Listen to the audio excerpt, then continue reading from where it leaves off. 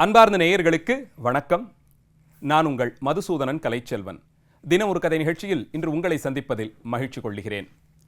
ராமாயண காவியத்தினுடைய சிறப்பு, அந்த ராமாயண காவியம் சார்ந்ததாக பலாயிரம் கிளை கதைகள் அதோடு தொடர்புடையதாக ஏற்பட்டு அது நாடெங்கும் பரவி இன்று வரையில் எந்த பகுதியைச் சேர்ந்தவர்களாக இருந்தாலும் நம்மை ராமாயணத்தோடு தொடர்புபடுத்தக்கூடிய ஒரு நிகழ்ச்சி அது நாம் இருக்கும் பகுதியிலேயே நடந்ததாக நம்பிக்கை சார்ந்து ஏற்படுத்தப்பட்டிருக்கக்கூடிய அந்த தத்துவங்களும் அது சார்ந்து வளர்ந்திருக்கக்கூடிய ஆலயங்கள், பழக்க வழக்கங்கள், திருவிழாக்கள் முதலியவைகளையும் பார்க்கிறோம். உதாரணத்திற்கு சென்னை மாநகரத்திலேயே நந்தம்பாக்கம் என்றழைக்கப்படும் ஒரு பகுதியிலே ராமரும் லட்சுமணர் சீதாதேவியோடு வனவாசம் முடிந்து மீண்டும் திரும்பி அயோத்தி மாநகரத்திற்கு செல்லும் வழியில் தங்கியிருந்தார் என்றும், அந்த பகுதியிலே வழிபாடு செய்து வந்த முனிவர்களுக்கு அனுக்கிரகம் செய்தார் என்பன போன்ற பல புராணச் செய்திகள் இன்று வரையிலும் நிலவப் பார்க்கிறோம். இது தமிழகம் மட்டுமல்லாது இங்கிருந்து வடக்கு நோக்கி செல்லும் வழியெல்லாம் பல்வேறு புண்ணிய நதிகளோடும் புண்ணிய தலங்களோடும் ராமாயணத்தை தொடர்புபடுத்தி ராமர் ஆங்காங்கே சென்று அங்கே இருந்தவர்களுக்கு அருளியதும், ஆங்காங்கே இருக்கக்கூடிய ஆலயங்களில் வழிபாடாற்றியதும் அவ்வத்தலபுராணங்களிலே நிகழ்ச்சிகளாக சேர்க்கப்பட்டிருப்பதை பார்க்கிறோம். அந்த வரிசையில் இன்றைக்கு நாம் பார்க்க இருக்கும் புராணக்கதை அதோடு தொடர்புடைய சமீப காலத்தில் ஒரு 200-250 ஆண்டுகளுக்கு முன்பாக நடந்த கதை. இது இரண்டையும் தன்னகத்தே கொண்டிருக்கக்கூடிய மதுராந்தக சோழ சதுர்வேதி மங்கலம் என்று சோழர்கள் காலத்தில் அழைக்கப்பட்டு இன்றைக்கு சென்னையை அடுத்து மதுராந்தகம் என்ற பெயரிலே இருக்கக்கூடிய மிக முக்கியமான ஒரு கோயில் நகரத்தை பற்றித்தான்.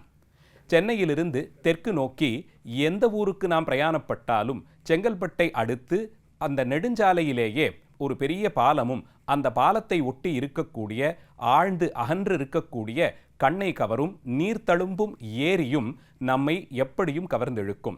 அந்த ஏரிக்கு நேர் எதிர்பக்கத்திலே அழகான கோபுரத்தோடு கூடிய தொன்மையான ஒரு ஆலயம். இதுதான் மதுராந்தகம் என்று இன்றைக்கு அழைக்கப்படும் அந்த புராணச் சிறப்புடைய தலத்தில் விளங்கும் ராமருடைய ஆலயம். இந்த தலத்திலே சக்கரவர்த்தி திருமகனான ராமனுக்கு ஏரிக்காத்த ராமர் என்று மிகச் சிறப்பான ஒரு திருப்பெயர் விளங்க பார்க்கிறோம். இந்த தலம் சோழர்கள் காலத்தில் மதுராந்தக சோழ சதுர்வேதி மங்கலம் என்று அழைக்கப்பட்டதை கல்வெட்டுகள் மூலமாக அறியலாம்.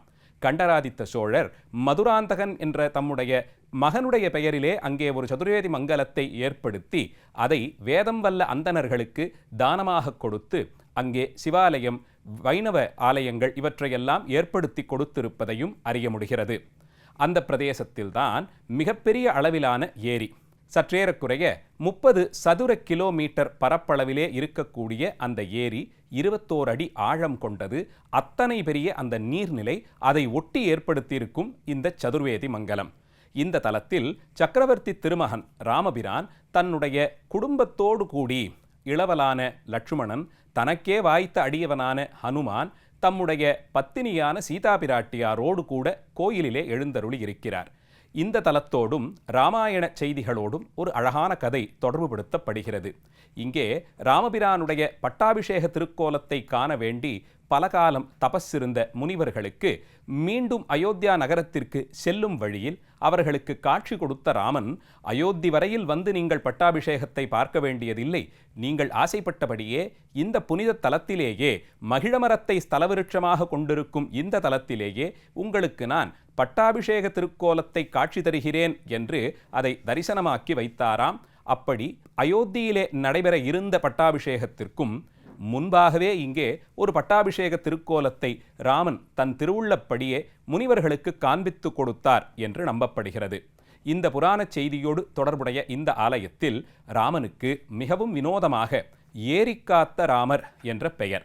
இதற்கு பிரபலமாக வரலாற்று பின்னணியோடு சில நூற்றாண்டுகளுக்கு முன்பாக நடந்ததாய் ஒரு செய்தி கூறப்படுகிறது. 1790களிலே இந்த பிரதேசம் செங்கல்பட்டு நகரத்தின் ஆட்சிக்கு உட்பட்டதாக இருந்தது. அப்போது செங்கல்பட்டு அந்த நகரத்திற்கு ஆட்சியாளராக நியமிக்கப்பட்டிருந்த ஆங்கிலேய அதிகாரி, அவருக்கு பிளேயஸ் என்று பெயர். இவர் இந்த பகுதிகளிலே நீர்வளம், நிலவளம் குறித்தெல்லாம் ஆராய்ந்து வந்தபோது மதுராந்தகம் ஏரி அதை குறித்து முக்கியமான ஆராய்ச்சிகளில் ஈடுபட்டார். அப்போது அந்த ஏரியினுடைய கரைப்பகுதிகள் பழைய கட்டுமானமாக இருந்ததாலே இது அடுத்து ஏதாவது மழை வெள்ளம் ஏற்பட்டால் உடைந்து போய் தண்ணீர் வெள்ளப்பெருக்கு ஊருக்குள் வந்துவிடும், அங்கே இருக்கக்கூடிய விளைநிலங்களை நாசம் செய்துவிடும் என்று ஆய்ந்தறிந்தார். அதனால் அந்த பகுதிகளை சீரமைக்க வேண்டும் என்று திட்டமிட்டார். அதற்காக அவர் ஆய்வு மேற்கொண்ட போதுதான் இந்த ராமபிரானுக்கான திருக்கோயிலின் உள்ளே கருங்கற்கள் நிறைய சேகரிக்கப்பட்டிருப்பதை பார்த்தார். பெரிய அளவிலான நல்ல பாறை வெட்டு கருங்கற்கள். இவற்றை கொண்டு அந்த ஏரியினுடைய கரையை சீர் செய்யலாம் என்று அவர் திட்டமிட்டார்.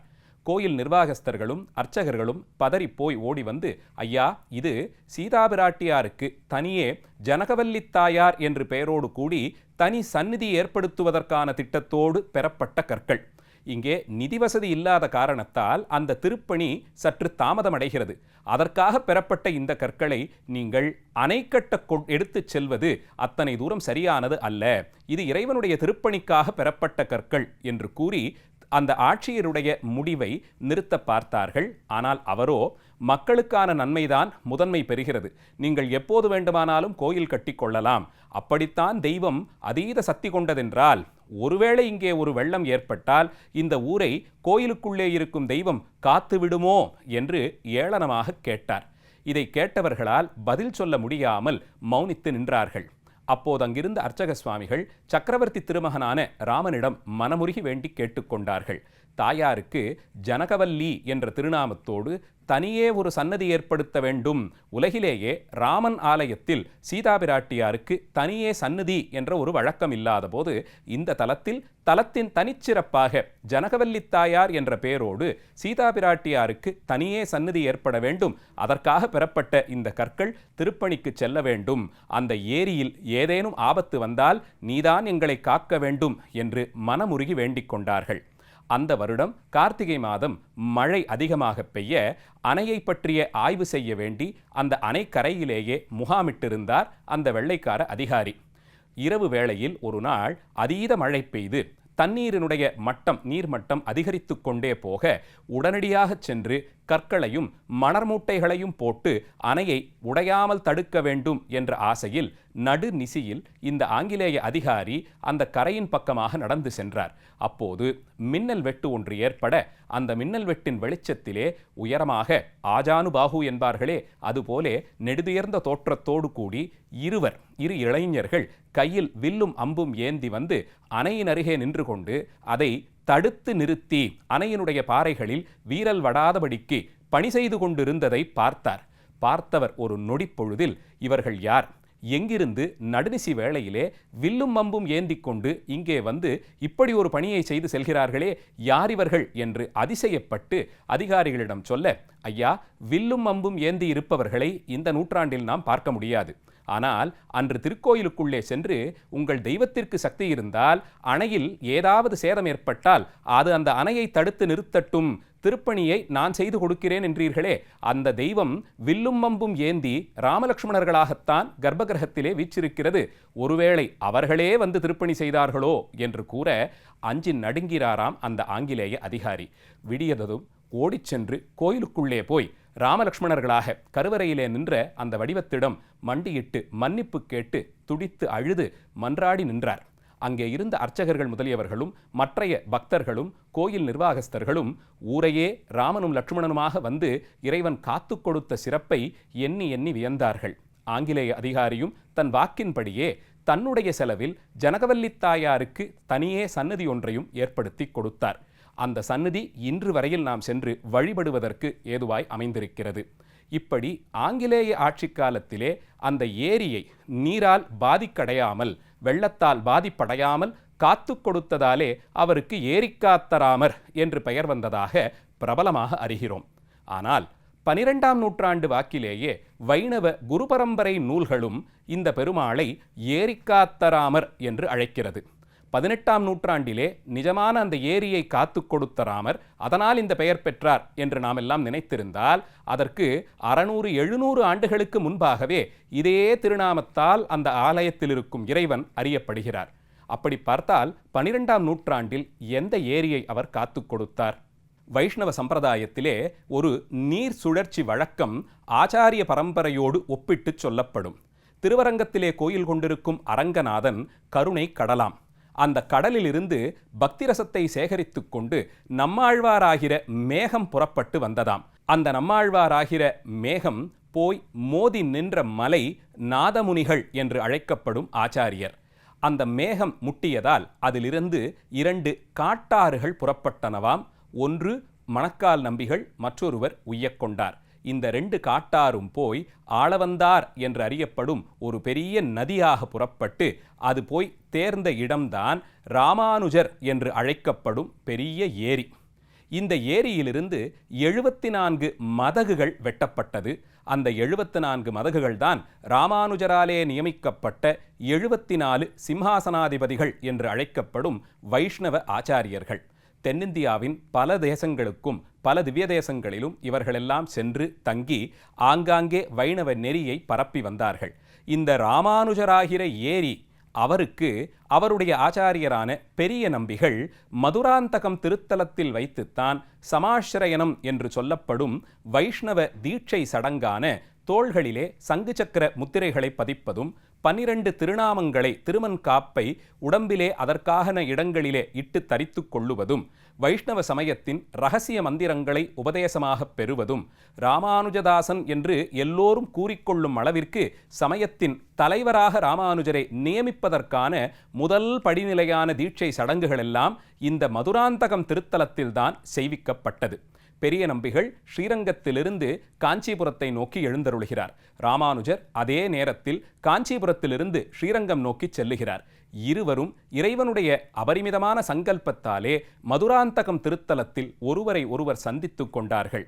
பெரிய நம்பிகளோ ஸ்ரீரங்கத்திற்கு சென்று உங்களுக்கு சமாஸ்ரயனம் செய்து வைக்கிறேன் என்று கூற, ஐயா, அதுவரையில் இந்த உயிர் உடம்போடு இருக்கும் என்று என்ன நிச்சயம் என்று கேட்டு இந்த தலத்திலேயே சக்கரவர்த்தி திருமகனான ராமனுடைய சன்னதியிலேயே மகிழமரத்தடியில் அடியேனுக்கு நீங்கள் சமாஸ்ரயனம் செய்து வைக்க வேண்டும் என்று விண்ணப்பம் செய்ய, பெரிய நம்பிகளும் மனமகிழ்ந்து ராமானுஜராகிற ஏரியை, எந்த ஏரியிலே ஆளவந்தாராகிற நதியினுடைய வெள்ளம் வந்து தேங்கியதோ, எந்த ஆற்றிற்கு மணக்கால் நம்பி உய்யக்கொண்டாராகிற காட்டாரும் நாதமுனிகளாகிற மலையும் நம்மாழ்வாராகிற மேகத்திடமிருந்து பக்தி ரசத்தை, வைணவ தத்துவ கோட்பாடுகளை, சரணாகதி சாஸ்திரத்தை பெற்று சேகரித்ததோ அந்த ஏரியை இந்த ராமன்தானே காத்து கொடுத்தார். ராமானுஜனாகிற பேரேரியை காத்து கொடுத்ததால் 12ஆம் நூற்றாண்டிலேயே மதுராந்தகம் ராமபிரானுக்கு ஏரிக்காத்த ராமர் என்ற திருநாமம் வந்திருப்பதை அறிகிறோம். அதற்கு பொருள்படும்படியாக அப்போதிலிருந்து பல நூற்றாண்டுகள் கழித்து இந்திய தேசம் ஆங்கிலேயர்களால் ஆட்சி செய்யப்பட்ட காலத்தில் வாஸ்தவத்திலேயே அந்த நீரேரியை, அந்த பேரேரியை காத்து கொடுத்து அதன் மூலமாக நடக்க இருந்த நாச செயலையும் தடுத்து நிறுத்தி மக்களையும் பாதுகாத்து கொடுத்தார் சக்கரவர்த்தி திருமகனான ஏரிக்காத்த ராமர். க்ஷத்ரிய குல சிகாமணியாக அறியப்படும் அவருக்கு மக்களை காப்பதுதானே முதல் பணி.